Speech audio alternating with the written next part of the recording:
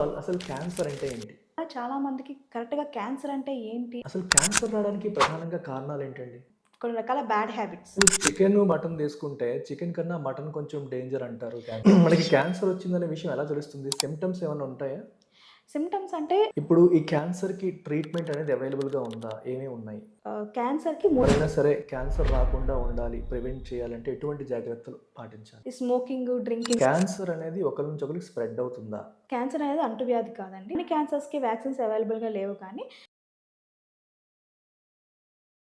Hello students, ఈరోజు మనతో పాటు ఉన్నది డాక్టర్ ప్రవీణ ఉన్న consultant medical oncologist, Mahatma Gandhi cancer hospital, Visakhapatnam. Doctor గారిని మన స్టూడెంట్స్ తరపున క్యాన్సర్ పైన బేసిక్ అవేర్నెస్ కల్పించమని చెప్పి నేను రిక్వెస్ట్ చేశాను.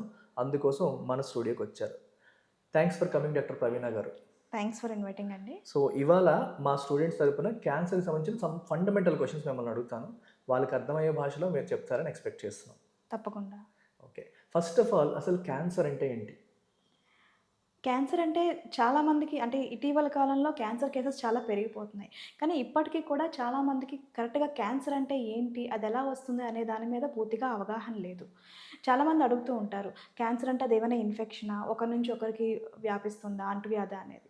క్యాన్సర్ అనేది ఇన్ఫెక్షన్ కాదండి.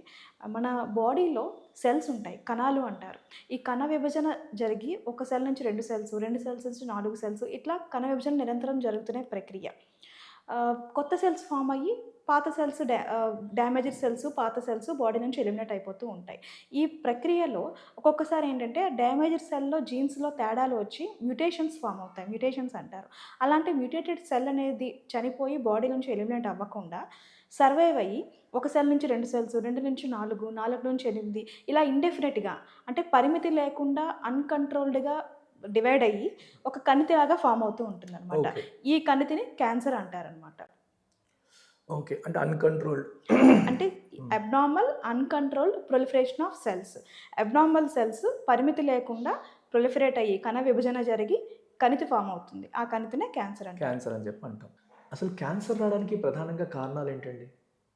క్యాన్సర్ రావడానికి ముఖ్యంగా చెప్పుకోవాల్సినవి కొన్ని రకాల bad habits, unhealthy food habits, environmental factors, అలాగే కొన్ని రకాల జెనెటిక్ కాజెస్ వల్ల కూడా క్యాన్సర్ వచ్చే అవకాశాలు ఎక్కువగా ఉంటాయి.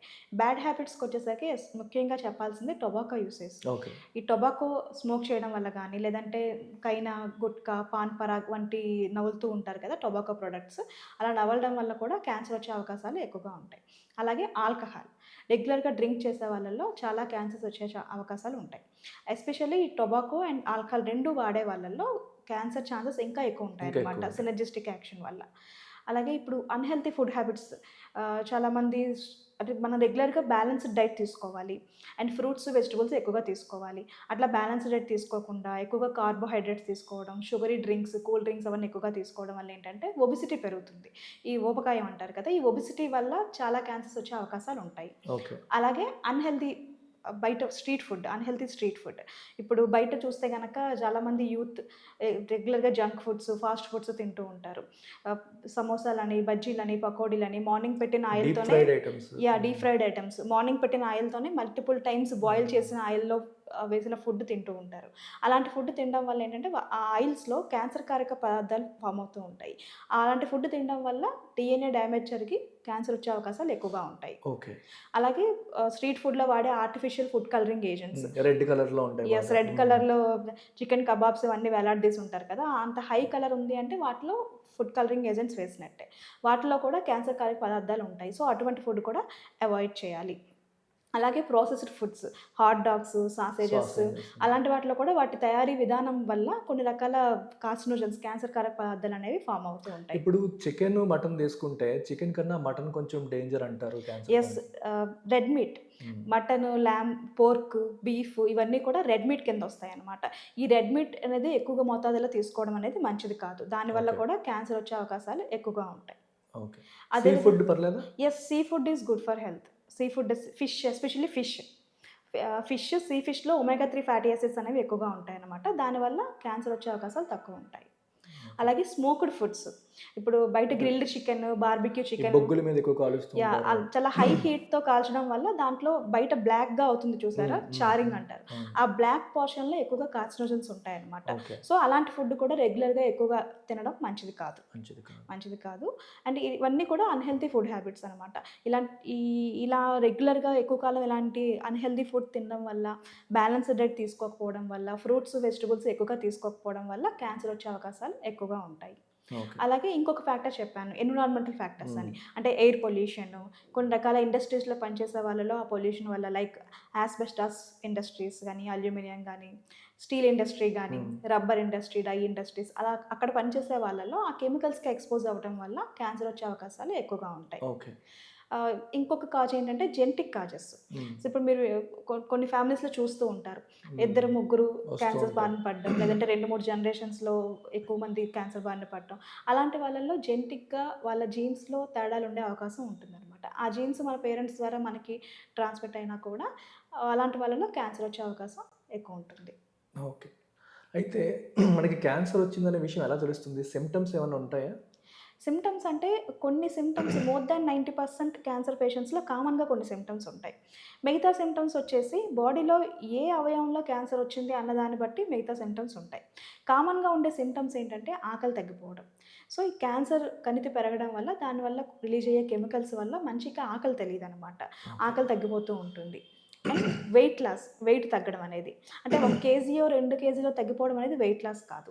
అంటే ఎక్సర్సైజ్ ఏమీ లేకుండా, మన డైట్ రిస్ట్రిక్షన్ చేయకుండా, తక్కువ టైంలో ఎక్కువ వెయిట్ లాస్ అవ్వడం సడెన్‌గా. అంట. ఓకే. సడెన్‌గా అంటే ఒక 3 మంత్స్‌లో ఆర్ 6 మంత్స్‌లో more than 10% of weight loss అనేది ఉందనుకోండి. అది సిగ్నిఫికెంట్. ఓకే. అలాంటి సిగ్నిఫికెంట్ వెయిట్ లాస్ ఉన్నా కూడా వెంటనే అలర్ట్ అవ్వాలి. లేదంటే బాడీలో ఎక్కడైనా ఎక్కువ కాలం మానని పుండు ఉన్నా, ఓకే. ఎక్కడైనా అబ్నార్మల్‌గా లంప్స్ గడ్డల్లాగా పెరుగుతూ ఉన్నా, ఓకే. ఓకే. అలాంటప్పుడు వెంటనే అలర్ట్ అయ్యి డాక్టర్‌ని సంప్రదించాలి. మిగతా సింప్టమ్స్‌కొచ్చేసరికి ఏ ఆర్గాన్‌లో హ్మ్. క్యాన్సర్ స్టార్ట్ అవుతుందో ఆ ఆర్గాన్ బట్టి స్పెసిఫిక్‌గా ఉంటుంది. కొన్ని స్పెషల్ స్పెసిఫిక్‌గా సింప్టమ్స్ ఉంటాయి. ఉంటాయి. సపోజ్ ఇప్పుడు లంగ్‌లో ట్యూమర్ డెవలప్ అయిందనుకోండి. లంగ్ ఫంక్షన్ ఏంటి? బ్రీతింగ్. సో, బ్రీతింగ్ డిఫికల్టీ రావచ్చు, దగ్గు రావచ్చు, దగ్గేటప్పుడు బ్లడ్ పడొచ్చు, లేదంటే గొంతు బొంగురు పోవచ్చు, ఛాతీలో నొప్పి రావచ్చు. ఇలాంటి లక్షణాలు చూస్తాం. థ్రోట్ క్యాన్సర్ అనుకోండి. అప్పుడు కూడా దగ్గు రావచ్చు, దగ్గేటప్పుడు బ్లడ్ రావచ్చు, గొంతు బొంగురు పోవచ్చు. సపోజ్ పెద్ద పేగుల క్యాన్సర్ అనుకోండి. అలాంటప్పుడు ఏమవుతుందంటే బౌల్ హ్యాబిట్స్ మారిపోతూ ఉంటాయి. ఓకే. మోషన్ అయ్యేటప్పుడు ఇబ్బంది అవ్వటం గానీ, లేదంటే ఎక్కువ ఎక్కువ లూజ్ మోషన్స్ అయిపోవటం గానీ, మోషన్‌లో బ్లడ్ పడటం గానీ, చీము పట్టడం గానీ, కడుపు నొప్పి రావటం గానీ, ఇలాంటి లక్షణాలతో ప్రెజెంట్ అవుతూ ఉంటారు. అండ్ ఈ ముఖ్యంగా ఈ వెయిట్ లాస్ అనేది ఎక్కువగా ఉంటుంది. ఈ ఓకే. స్టొమక్ క్యాన్సర్స్‌లోని, పేగు క్యాన్సర్స్‌లో వెయిట్ లాస్ అనేది ఎక్కువగా ఉంటుంది. అలాగే ఇప్పుడు మూత్రాశయం క్యాన్సర్, బ్లాడర్ క్యాన్సర్ అనుకోండి. అలాంటి వాళ్ళలో మూత్రం వెళ్ళేటప్పుడు బ్లడ్ పడడం గానీ, మూత్రం వెళ్ళేటప్పుడు ఇబ్బంది రావడం, నొప్పి రావడం గానీ, మంట రావడం గానీ, ఇలాంటి లక్షణాలతో ప్రెజెంట్ అవుతూ ఉంటారు. So, okay. ఈ విధంగా ఏ అవయవంలో క్యాన్సర్ వచ్చింది అన్న దాన్ని బట్టి కొన్ని ఉంటుంది. స్పెషల్ సింప్టమ్స్ ఉంటాయి. ఓకే. Got it. అయితే ఇప్పుడు ఈ క్యాన్సర్‌కి ట్రీట్మెంట్ అనేది అవైలబుల్‌గా ఉందా? ఏమేమి ఉన్నాయి? క్యాన్సర్ ట్రీట్మెంట్ అనేది అన్ని క్యాన్సర్స్‌కి ఒకే ట్రీట్మెంట్ పనిచేయదు. స్టేజ్ బట్టి మారిపోతుంది. స్టేజ్ బట్టి అది ఏ అవయవంలో వచ్చిన క్యాన్సర్ అన్న దాన్ని బట్టి మారుతూ ఉంటుంది. బ్రాడ్‌గా మనం చెప్పుకుంటే గనక క్యాన్సర్‌కి 3 రకాల ట్రీట్మెంట్స్ అందుబాటులో ఉంటాయి. ఒకటి సర్జరీ, రెండవది రేడియేషన్, మూడవది మెడికల్ ట్రీట్మెంట్. సర్జరీ చేసే క్యాన్సర్‌కి సర్జరీ చేసే డాక్టర్స్‌ని సర్జికల్ ఆంకాలజిస్ట్ అంటారు. రేడియేషన్ చేసే డాక్టర్‌ని రేడియేషన్ ఆంకాలజిస్ట్ అంటారు. మెడికల్ ట్రీట్మెంట్ చేసే డాక్టర్‌ని మెడికల్ ఆంకాలజిస్ట్ అంటారు. సో, ఒక క్యాన్సర్ పేషెంట్‌కి ఏ ఒక్క డాక్టర్‌తో ట్రీట్మెంట్ అయిపోదనమాట. వీళ్ళ ముగ్గురు కలిసి చాలా క్యాన్సర్స్‌కి more than 1 treatment. Only surgery తర్వాత కీమో గాని, సర్జరీ తర్వాత రేడియేషన్ గాని, లేదంటే రేడియేషన్‌తో పాటు కీమో గాని, ఇలా మల్టిపుల్ ట్రీట్మెంట్ సో, ఒక ఒకళ్ళతో పేషెంట్‌కి ఒకళ్ళు అవసరమవుతాయి. కోఆర్డినేట్ చేసుకుంటూ యెస్. చేయాల్సుంటుంది. ముగ్గురం డిస్కస్ చేసుకొని ట్రీట్మెంట్ ప్లాన్ చేస్తామనమాట. ఓకే. అది. అయితే మెడికల్ అంటే ఇప్పుడు కీమోథెరపీ అంటారు. అదేనా మెడికల్ అంటే? మెడికల్ ట్రీట్మెంట్స్ అంటే కీమోథెరపీ ఒకటే కాదండి. పాతకాలంలో ఓన్లీ కీమోథెరపీ ఒకటే ఉండేది. ఇప్పుడు కీమోథెరపీతో పాటు టార్గెటెడ్ థెరపీస్, మోనోక్లోనల్ యాంటీబాడీస్ అంటారు. అండ్ స్మాల్ మాలిక్యూల్ ఇన్హిబిటర్స్ అంటారు. ఇమ్యునోథెరపీ అని ఇలా చాలా లేటెస్ట్ డ్రగ్స్ అనేవి ఇప్పుడు అందుబాటులో ఉన్నాయి. అంటే డిఫరెన్స్ ఏంటి అంటే కీమోథెరపీ అనేది బాడీలో క్యాన్సర్ సెల్స్‌తో పాటు నార్మల్ సెల్స్ మీద హెల్తీ కూడా సెల్స్‌ని వాటి కూడా అటాక్ చేస్తుంది. అటాక్ చేస్తుంది. దానివల్ల ఎక్కువ సైడ్ ఎఫెక్ట్స్ వచ్చే ఛాన్స్ ఉంటుంది. లైక్ జుట్టు రాలిపోవడం గానీ, నోటిపోత గానీ, విరోచనాలు గానీ, తెల్ల రక్త కణాలు తగ్గిపోవడం, ప్లేట్లెట్స్ తగ్గిపోవడం, ఇలాంటి సైడ్ ఎఫెక్ట్స్ వచ్చే ఛాన్స్ ఎక్కువగా ఉంటుంది. అదే టార్గెటెడ్ థెరపీ చూసుకుంటే గనక అదేంటంటే పర్టిక్యులర్‌గా అది ఏ సెల్స్ మీద ఉండే రిసెప్టార్స్‌ని సెన్స్ చేసి వాటిని అటాక్ ఓకే. చేస్తుంది క్యాన్సర్ క్యాన్సర్ సెల్స్‌ని సెల్స్‌ని అటాక్ పర్టిక్యులర్‌గా. చేస్తుంది. అందువల్ల వాటితో సైడ్ ఎఫెక్ట్స్ నార్మల్ సెల్స్ మీద వాటి ఎఫెక్ట్ తక్కువ ఉంటుంది. అవును. సైడ్ ఎఫెక్ట్స్ తక్కువగా ఉంటాయి. అదే ఇమ్యునోథెరపీ అనుకోండి. అదేంటంటే బాడీలోని ఇమ్యూన్ సెల్స్‌ని రోగనిరోధక శక్తి రోగనిరోధక సెల్స్ ఉంటాయి కదా! వాటిని స్టిమ్యులేట్ చేసి వాటిని యాక్టివేట్ ఓకే. చేస్తది. ఓకే. ఆ సెల్ఫ్ సెల్స్ డిఫెన్స్ బిల్డ్ చేస్తాయి. ఆ ఇమ్యూన్ సెల్స్ వెళ్లి క్యాన్సర్ సెల్స్‌ని కిల్ చేస్తాయి. So, okay. అందువల్ల ఈ టార్గెటెడ్ థెరపీస్‌కి, ఇమ్యునోథెరపీస్‌కి సైడ్ ఎఫెక్ట్స్ తక్కువగా ఉంటాయన్నమాట. ఓకే. అయితే మరి ఎవరైనా సరే క్యాన్సర్ రాకుండా ఉండాలి, ప్రివెంట్ చేయాలంటే ఎటువంటి జాగ్రత్తలు పాటించాలి? ఎటువంటి జాగ్రత్తలంటే ఆల్రెడీ మనం డైటరీ ఫ్యాక్టర్స్ గురించి చెప్పుకున్నాం. బ్యాలెన్స్‌డ్ డైట్ తీసుకోవాలి.